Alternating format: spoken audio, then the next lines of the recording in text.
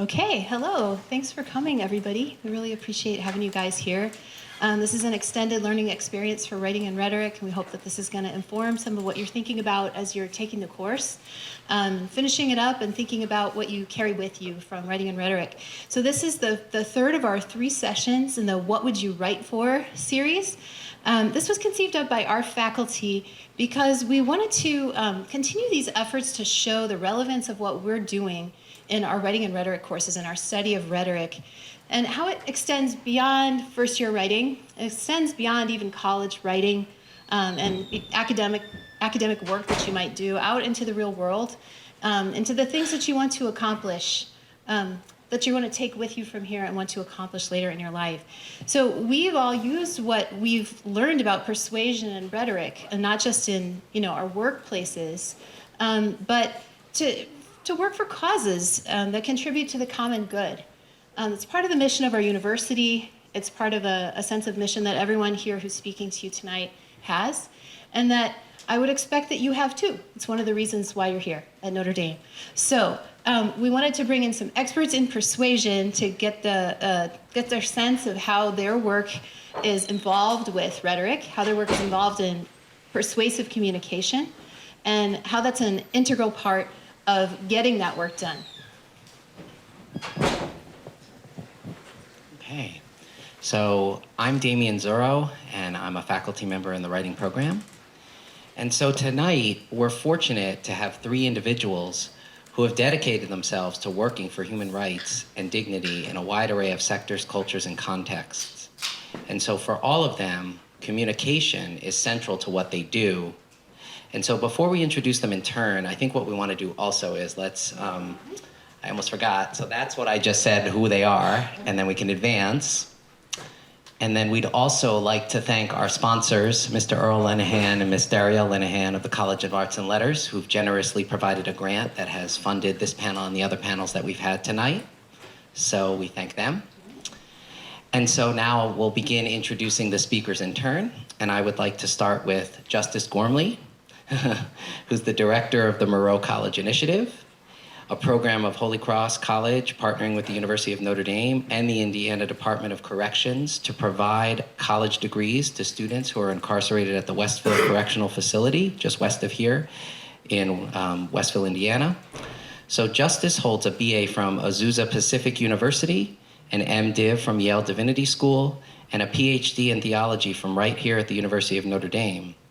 And alongside his duties running MCI, Justus directs the MCI Writing Center, in which incarcerated students serve as writing tutors to their classmates.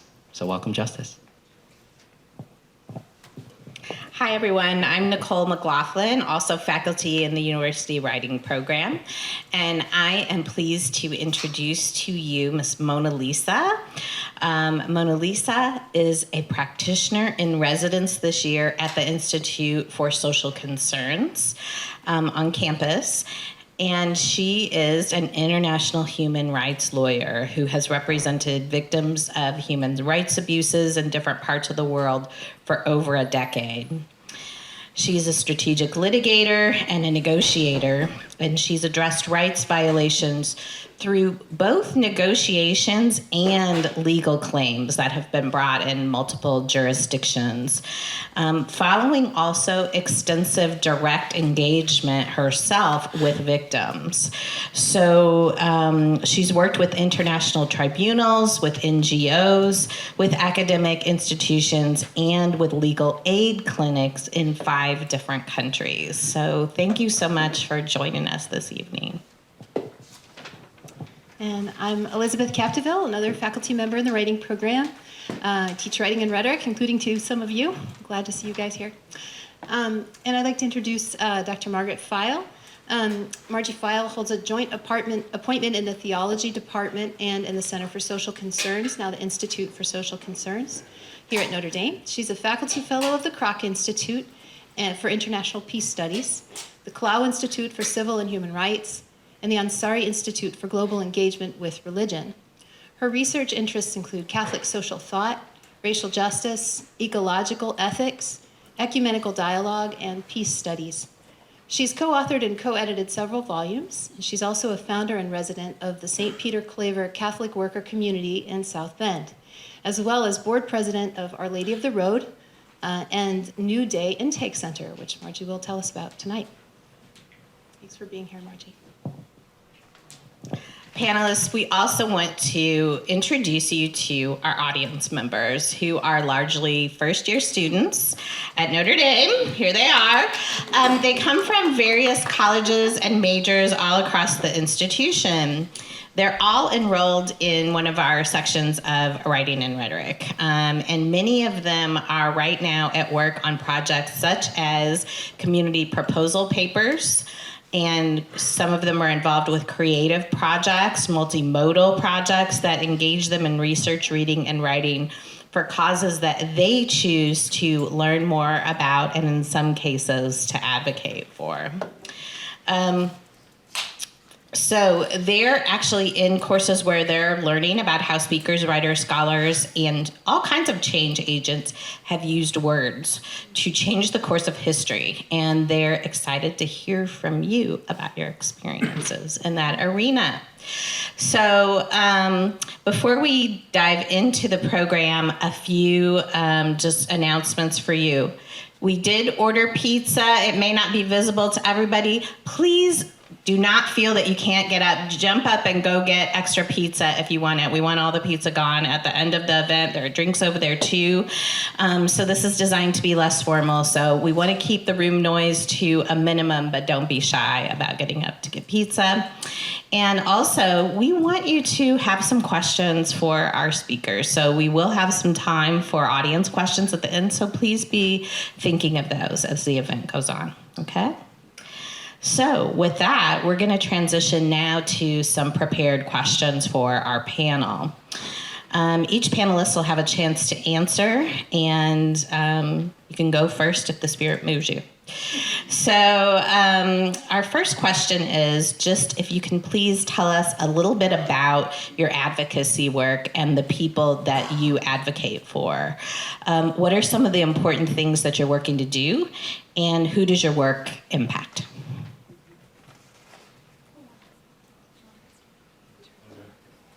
Oh yeah, it does need to be turned on. Also, thank you so much for having us. It's an honor to be here. How many people have taken Foundations of Theology yet? A few people? It's fun to be back. I used to teach Foundations of Theology when I was a grad student, and one of my first classes was upstairs in the third floor, so it's fun to be back. Hope your class went really well. We have about 60 to 90 students who are incarcerated right now. There are people just like you who love to learn, who want to make a difference in their lives and in their families' lives. They're hoping that what they learn is going to translate into great opportunities in the future. But there's a complication. They're right now stuck in cages. So we have to bring the entire college education, kind of like you put it in a box, you drive it over there. We bring the entire thing over to Westville Correctional Facility. It's a full undergraduate degree. It means we've got to bring out 55 to 60 classes a year, philosophy, theology, the same Foundations of Theology class that's taught here is sometimes taught over there. History, literature, social science. A lot of these guys never had that incredible breakthrough. Maybe it was in high school, maybe it was in college. If you think back to your high school years, who was your favorite professor, your favorite teacher? Or maybe in your years here at Notre Dame or semester here, do you have a favorite teacher yet? Think about how that person spoke into your life. Think about how maybe they helped you turn a corner intellectually or socially. Can everybody imagine somebody from their past, a teacher? Now I want you to tragically imagine that person's erased.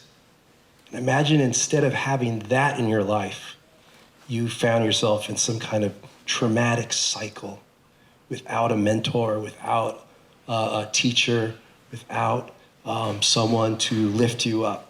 And so these men, they might be 30 years old, they might be 40, they might be 50, but they're still 13 or 14 in terms of how much we've given them a chance, in terms of how much we've invested in them.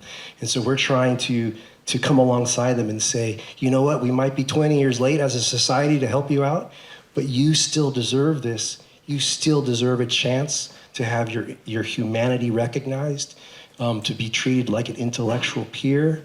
And when we do that, we watch the same kind of transformation that happened to you perhaps in high school or maybe in these years in college.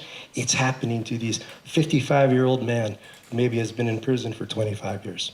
So I'll stop there.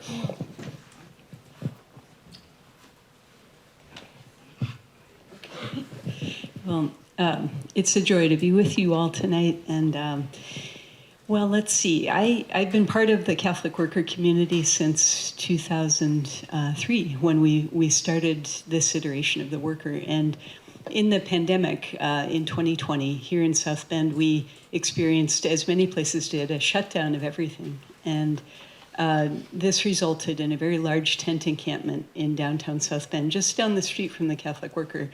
And this meant that we had, around 100 people living in an asphalt parking lot and in a very hot summer, if you remember that summer, without access to water or sanitation. Everything was closed in South Bend. I asked people in the mayor's office, could we put portable toilets out at least? And I was told, well, no, because that would give the impression that the tent encampment is permanent. And I said, well, people have been there for 2 months and there's no plan. It seems like de facto it's becoming permanent and it's a health hazard. We had one person, at least one woman, give birth to a child while living in the tent encampment. So this became a human rights issue, and we can talk more about that as we go, but certainly in the frame of Catholic social teaching. Housing is a basic human right with a correlative duty as part of the common good in civil society. And we started a weekly Zoom call just as a way to start a conversation at a time when people were all holed up in their houses. And we invited, as part of that Zoom call, city, county officials, people in the neighborhood of Monroe Park where the tent encampment was, anybody who was interested. I invited donors to the Catholic worker and Our Lady of the Road who said, hey, what are the needs? And I said, well, why don't you jump on this call every week and we'll see if we can get anywhere. People living in the tents also had input into that process. And week by week, we just, it's not like solutions appeared, but one thing led to another. And it's been 4.5 years now. We ended up starting a low barrier housing program that never existed before in South Bend. And with the help first of private donations, so people who had joined that Zoom call who were convinced that maybe giving money would help solve the problem. And I said, if you could give money, we'd put people in motel rooms. And that's what we did at the end of August of 2020. And then the county auditor stepped in and said, hey, there's CARES Act money being provided by the federal government. I think we could make that available. That's what it's supposed to be used for. And we said, great. And then we ended up using that to basically build out a staff and a program that right now has a $1.8 million budget. The county continued to support us for a while. Then that'll come later in the story. They stepped away, but the mayor of South Bend stepped in. And one thing has led to another. We're now poised to build a permanent facility starting this summer on land that the mayor of South Bend has acquired for this purpose. That's fantastic. Thank you for having us, and it's a pleasure to be here. So in terms of the work that I do, I think it's interesting because who do I represent depends on the case and the people and the issues, and it usually varies. The common denominator is some sort of human rights abuse. So which means that I have worked with migrant workers who have been denied state benefits or even acknowledgement, right? Undocumented workers. I have worked with women who have experienced domestic violence, sexual violence, children who have been trafficked for sex. One thing I will say that this might be triggering some of the things that I'll share. So if you feel that you need to get up, take a break, and please feel free. So usually I am working with people who have had a very specific experience of life because of the privileges that they have been denied and systems that have consistently failed them. And then what am I trying to do? I'm usually trying to make their life experience palatable to people in powers, palatable to people who can make a difference without getting distracted by how horrendous the tale is. Because what has happened is our obsession with who is a victim and what constitutes victimhood has become so problematic that we're not able to appreciate the nuance of what happens when a human rights is violated, right? So I'm usually breaking down an experience that someone has had for somebody who will never have, so that life can be better for that victim. Yeah. All right, so this next question, some of you have started to touch on. So we'd like you to think about, who do you have to persuade to get on board with your ideas? How do you get a sense of what they're thinking so you can reach out to them effectively? And feel free to think broadly about stakeholders and various people that you deal with when it comes to persuasion. Yeah. So whoever would like to answer first? Okay, we'll keep going. Yeah. All right. Yeah, so I'm very grateful to my predecessor, Alicia Sarazinski, because she's the one who really started and forged a lot of the relationships that I now have the privilege of just kind of maintaining and improving and growing. But a lot of the hard work, I can't take credit for it. But obviously, a partnership with the Department of Corrections is absolutely necessary. Fortunately, the state of Indiana loves college and prison, and long after the federal government said, we don't want to fund this anymore, the state of Indiana kept college alive. It's one of the few places in America, until public opinion shifted in Indiana, and then Indiana cut off funds, and that's when Holy Cross and Notre Dame stepped into the gap with private funding. But so at the highest level, the Department of Corrections was already kind of in on it. They'd already seen the success. They'd already advocated to the politicians, hey, we need to do this. But then the Department of Corrections is operationalized through a hierarchy, and there's staff on the ground in the prison, and there's officers on the ground in the prison who maybe are frustrated with the fact that we are giving these, quote, terrible people a free college education. Hey, that's not fair, right? So we have to win them over, because they're the ones who literally unlock the doors and open the gates so that people can leave their cells and come to the classrooms, right? So those are some of the people we have to generate buy-in for. There's faculty from the community, from the tri-campus, that I have to convince, hey, how about come spend some of your time in a kind of dangerous place called prison? You know, what's your spouse think? You know, it will only take 6 hours a week. There's also the general public. Sometimes the general public hears what we're doing, and they literally are attracted like moths to a fire, which maybe is a bad analogy, but they draw in closer to me. They light up.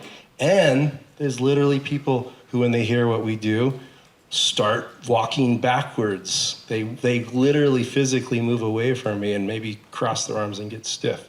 So there's also a general public that at any moment could turn and shut us down, which is probably true for some of the work you guys are doing, so I'll pass it along. So I'm very passionate about the idea of stakeholders, right? So for instance, in this moment for us, you are a stakeholder, right? The fact that if we walk away and you have a higher belief in the idea that words make a difference, stories make a difference, narratives make a difference, we have done our job, right? So with us, what happens with stakeholders that I work with, so I teach a course in human rights advocacy here, and where for a long time my class looks at stakeholders, who are the visible stakeholders and who are the invisible stakeholders. Because there are always people who can change the narrative and the issue to your advantage or to your disadvantage, and you might not even know who they are. So typically, for us, like if I am looking at the issue of child sex trafficking and how social media companies are playing a role in it, and online banking is playing a role in it, hospitality is playing a role in it, all of a sudden it's not just the court and the individual victim and the prosecutor and the defendant who are my stakeholders. It's also, well, this is one case at a time, but we need industry behavior to change. We need more responsibility. We need legislators to sit up and take notice about what is happening. And how do we do that? And with each stakeholder, there is a different narrative, a different story that works. So I feel that the key to any kind of work that we do with stakeholders is not just about our own interests and our victims' interests, but also to see why would they change their behavior? What makes them do something differently? And until and unless there's acknowledgement of how one individual case is actually a pattern of wrongdoing, which has multiple layers and multiple players, often global because I do international work, that is when you start deciding what's the narrative and what's the story, what is going to make a difference. Yeah. Yes, thank you. And, I think I started telling you about the original tent encampment experience during the shutdown that led to the development of Motels for Now, which is now transitioning into New Day Intake Center. And it all happened very organically. So I think of the first stakeholders being the people in the tents, people who, at a time when the congregate shelters, you can think about the Center for the Homeless and Hope Ministries, weren't able to take people in because it was before the vaccine and they were worried about the virus spreading. On top of that, many of the people in the tents were folks that even under the best of circumstances would be left out of those shelters because those are considered quote unquote high barrier, meaning people have to be clean and sober, and often there are restrictions around certain kinds of crimes in their past that keep them from being housed. And so it was clear that there was a need for a low barrier shelter in South Bend for people experiencing chronic homelessness. And that's what Motels for Now and New Day Intake Center have focused on. But in terms of stakeholders, there was a huge gap between the people living in the tents and the funding available through the county council and through the city of South Bend. I mean, it might as well have been the Grand Canyon. How do you get that money to the people who most need it, for whom it's intended? It was intended for housing. But you wouldn't believe the mountains of paperwork and the number of meetings it took over Zoom mostly to convince people, this would be a good way to spend the money. I had one county official say to me, I don't know, St. Joseph County received $56 million in COVID money, and I don't know where we're going to spend that. And I said, I can spend that for you. Let's talk. We'll find a way to spend that. I just was stunned, and I thought, oh my goodness. So in terms of persuasion, we had to reach out to our public officials. I've already mentioned some of them, the city and the county, and across party lines. I mean, if our motto has been housing is healing, and just to make the case that housing is a human right, and if we start there, then people can have conversations about all the other things in their lives that might contribute to their being unhoused. Then those can be addressed. That's been our experience in the last 4.5 years. Our program has directly been responsible for moving over 260 people into permanent housing, many of whom had been unhoused for over a decade. And people didn't think it could be done, but it's happening. I think other stakeholders, it's happened organically, as I said. We've had to raise more and more money as we've thought about building a permanent facility. So approaching foundations and making a case according to the particular specifications and interests of a given foundation, finding out what they're most interested in and how our needs intersect. And that's all the conversation. And it depends if they're local or regional or national. Those are all different conversations. Notre Dame alumni who have an interest in this issue sometimes reach out to us and we have that conversation. I think in addition to those funders, I'm thinking of other stakeholders who come to mind.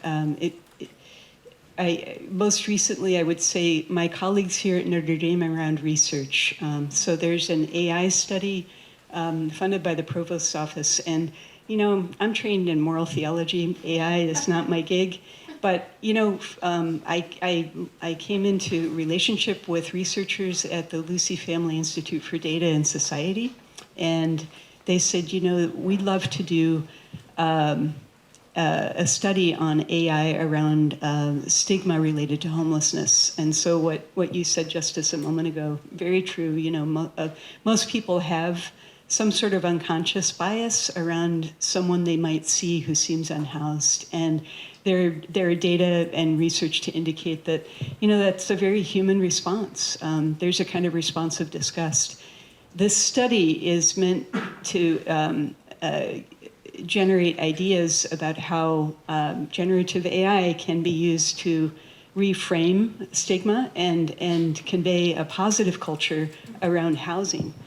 So we're in the middle of that right now. It's going to span 2 years. Another constituency or other stakeholders, so I mentioned the Center for the Homeless Hope Ministries. Steve Camilleri from the Center for the Homeless is one of our main champions because he says, you know what, they're filling a gap in the continuum of care and we need them to keep doing this. So we've been working together at public meetings to persuade people that this is a need and also to do some education. Most people aren't aware of what kinds of housing are available or aren't and for whom. That relates to another piece around colleagues here at Notre Dame. Another entity we've been in relationship with is Memorial Hospital.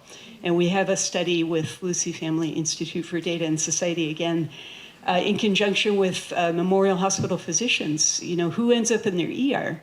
And we have a street medicine clinic staffed by the family residency physicians at Memorial that they come to the motel every 2 weeks with all their equipment and backpacks to see patients, and they literally have saved lives. I can tell you about one of them later, but that's not an exaggeration.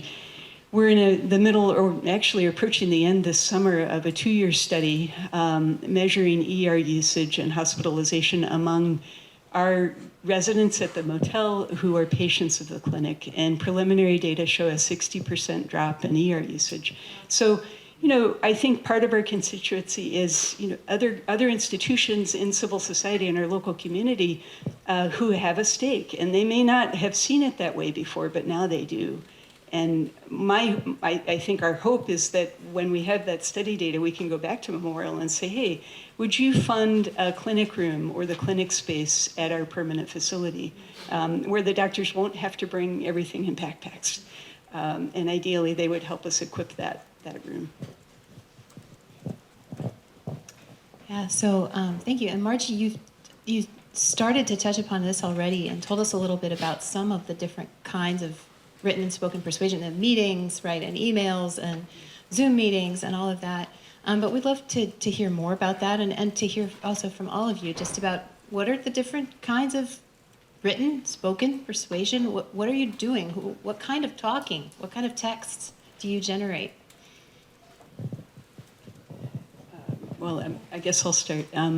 Yes, in addition to what I've already mentioned, you know, the presentations to the county council, we've kind of had to learn, well, who's the audience here? And it's, you know, it's, as I said, it's nonpartisan, but how do you reach out, depending on the composition of the particular council after any given election? There's a particular county council member who's a conservative Catholic, and he became an ally. He saw my name in the paper. We happen to have the same last name, which is not that common. And during the tent encampment, he saw my name and he called me and said, I want to meet you. You have the same last name. And his office, I can see his office from my house. Actually, we have a chapel in our house, and every morning I'm looking at the building where his office is. That's how close he is. So I went to meet him, and he said, I want to read what you've written. So I gave him some things, and then we met again, and he said, well, I can see that politically we probably won't agree on much. But I agree with what you're doing, because as a Catholic, I believe in Matthew 25. And when did I see you hungry and feed you, naked and clothe you? He's been one of our most ardent champions as a conservative Republican on the county council. And at one point, he actually whipped out his Bible. He told me he was going to do this. He sent me a text before a big county council meeting and said, I just want you to know, I'm going to read our text tonight. And I thought, oh boy, this is at a public meeting. And, but he's, at that time he was 89 years old and nobody was going to tell him no. So he got out his Bible and starts reading Matthew 25. When did I see you hungry and feed you, naked and clothe you, a stranger and welcome you? And then he closes his Bible and says, this is the right thing to do. And you know what? We won that vote. So I want to say it's not just the materials that we use, but also other people who come alongside. That may look like PowerPoint presentations.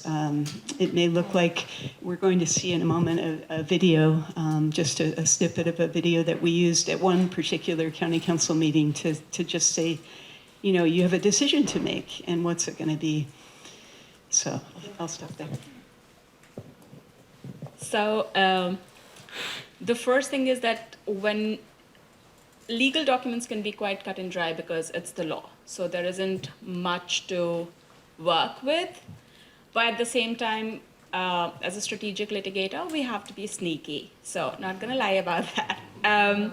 So we obviously do a lot of submissions of memos and filings in court, but we also started doing this, which is fairly new in the courts in India, because the way common law is designed, it's state versus the offender, right? So the victim has very little role to play. What we do is then we look at law creatively and to say that, well, there's nothing stopping us from filing a detailed narrative of the victim as to what she experienced and but for this crime, what her life would be. So that would go something like, okay, I was 5, I had 3 friends and 2 siblings, and this was my favorite park, this is where I used to play, this is where I used to go to school, maths was my favorite subject, and I was very good at racing. And then at 10 or 12, this particular person came in touch with me, and then he basically won my trust and groomed me over a period of time. And I left home, and I was then abused for 3 years. And this is what my life looked like. This is the time I would wake up. I'd be in a hotel room. This would be the number of people who would abuse me. I would not be given food. I was put on drugs, injected with various things. Didn't see my friends, didn't see my family. Tried to get out, and I was beaten up till when I was 16. Thankfully, I was rescued, and then I spent some time in a state institution where I found it very difficult because I didn't have access to the life I had before, and I had to study again, and I didn't understand maths anymore. I couldn't sleep through the night. I did not trust, and I couldn't make friends easily, to the point of going through the story of that rehabilitation and what life is, right? So this kind of snippet of what you go through as a victim is the most powerful work that we do, apart from being creative with the law and saying that this is what the law allows and this is what needs to be presented in court. One thing I would say is that apart from the stories, apart from whatever whenever we file something in court, or even when we are interacting with industry and really powerful people, what we are very conscious about, and I train my team very thoroughly in, is to not push an idea and perpetuate an idea of an ideal victim. Because that is so detrimental and so dangerous, because then we decide that somebody who was really young and went through a horrific experience is the one that deserves pity and deserves compassion. And we see this in court, like bias plays out so well in court, and you're already in a system which is not very sympathetic to the vulnerable, right? So when we write, as a lawyer, it would be very easy for me to say that, oh, but she was 8 and she was 6 and this happened, and we know it will get a better compensation, it can get a higher punishment. But then what are we doing, right? We are falling into those traps of ideal victim. And that makes the world a worse off place for everybody. That might give us a win in that case, but we lose. So the idea of human dignity, the idea of rights, and how do we fight whoever we are fighting for, I think that's very critical. Yeah, just to mention a couple other modes of communication. We have a film too, which I don't have with me, but it's on YouTube, so you can check it out later. Regenerate Indiana, and we've had an art show, which is a different kind of discourse. But in both of these, it accomplishes one of our, I think, our major goals is help society realize that the people that we've locked in cages are still human, that they still have human dignity, that they still have intellectual capacity, that they can be experts of things, that they can be masters of things. So the film is just an example. We produced a film where the students are the experts on a topic, regenerative agriculture. And they're in their jumpsuits. They've got facial tattoos.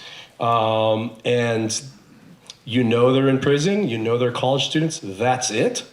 And then they tell you, the audience, all about how caring for the earth also cares for society, and caring for society rightly will end with caring for the earth.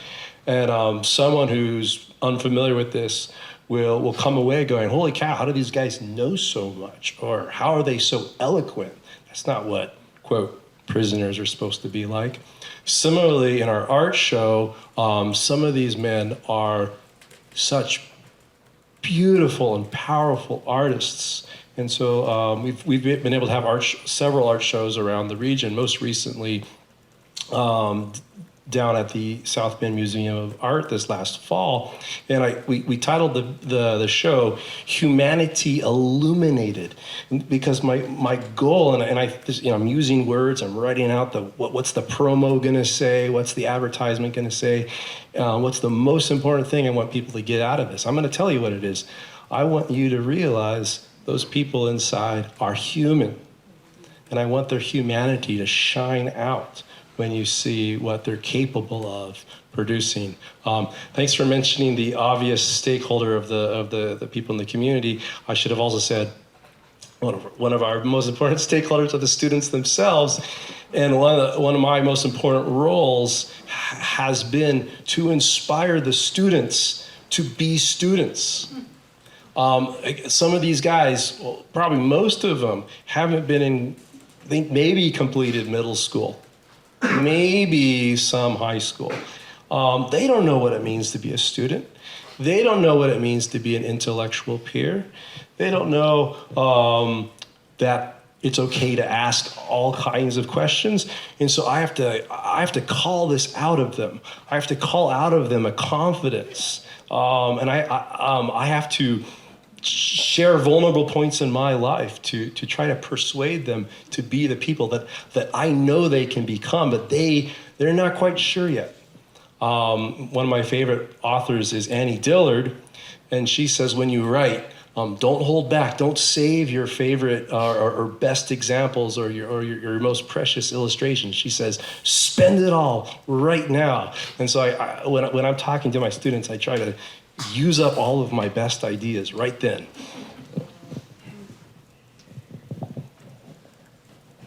I just thought this would probably be a good moment if we're going to watch a little bit of the film that we mentioned. Since we're talking about the different kinds of texts we generate and how we get stories out to the community, then this would be a time to do it. Okay. Yeah, you want to tee it up? Or turn it off? Yeah, so this is just a snippet of a video that we produced. It was produced by a Notre Dame grad, Michael McDonald, who makes persuasive films for L'Arche, among other institutions worldwide, and lives here in South Bend. And and worked on this for us. But this was produced for a particular county council vote that was pivotal. If we hadn't gotten this vote, our funding would have been cut off.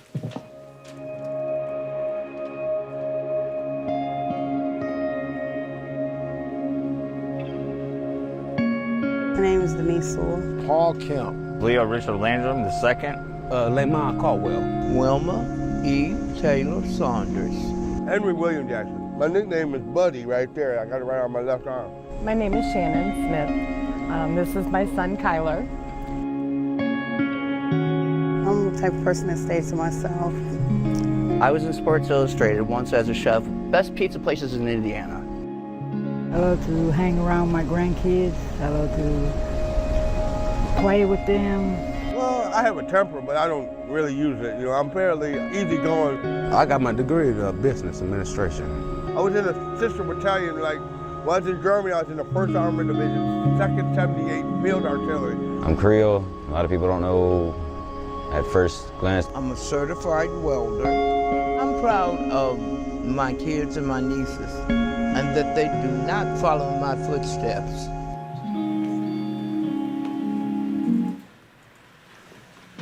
Thanks, and I'll just say that kind of what you just said, Justus, just helping people be known as human beings is one of our main goals.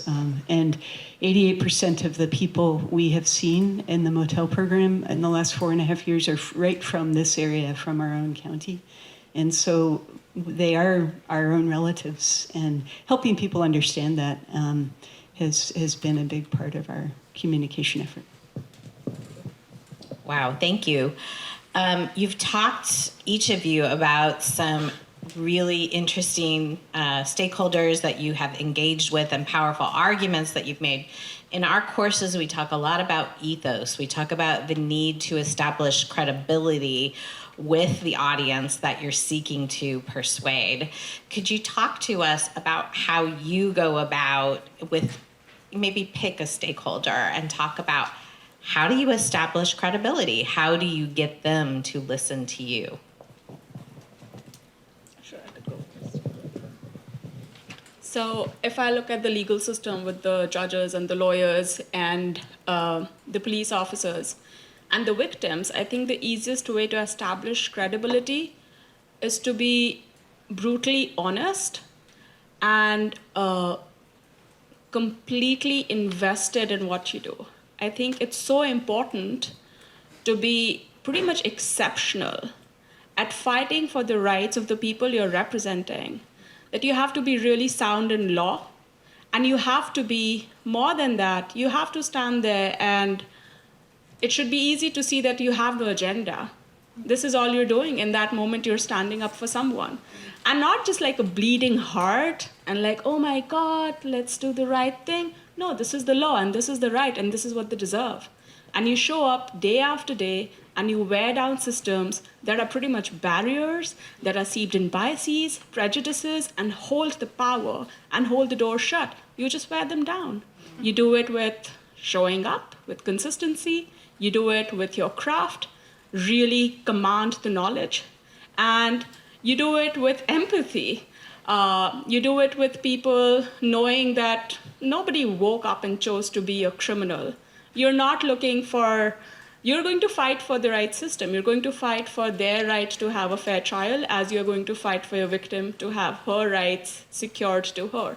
I think really believing in what you do and believing that everyone deserves a fair trial, everyone deserves fair process, everybody deserves rights, and being good in terms of the law is all you need to get credibility.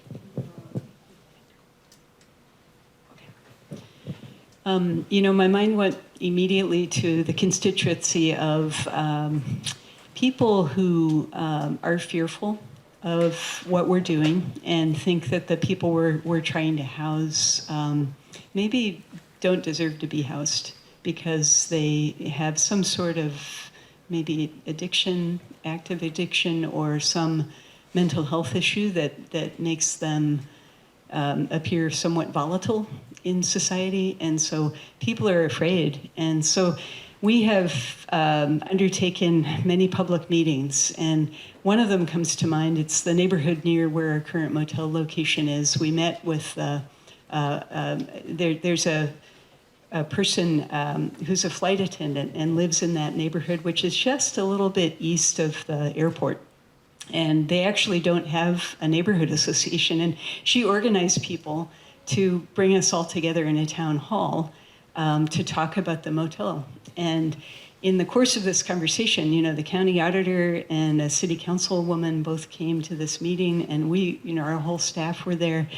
And there was just a strange air in the room. It was somewhat difficult to see where the conversation would land.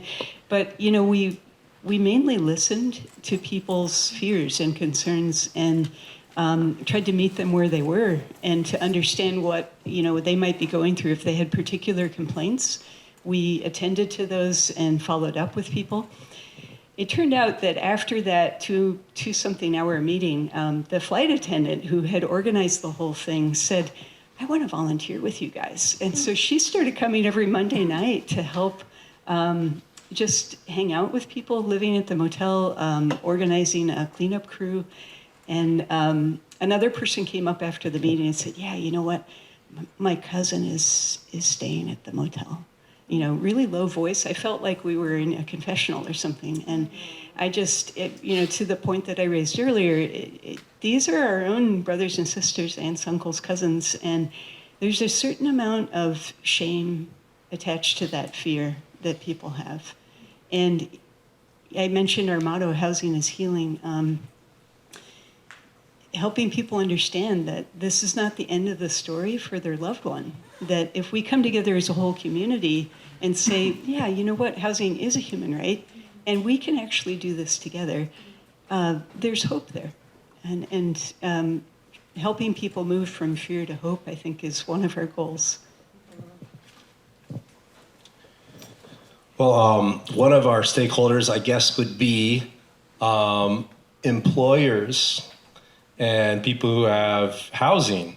And so any of you out here in the room, let me start with you. You might be running an organization in the future. You might be running an institution or a company, a business. And so I'll charge you right now, consider hiring people who are coming out of prison. And if you need someone to vouch for example, one of our alumni, I will happily vouch for them. So this is one thing that I do, is people will call me and they say, hey, so-and-so has put you down as a reference because to live in my triplexes. Do you know this person? I said, oh, yeah, I know this person.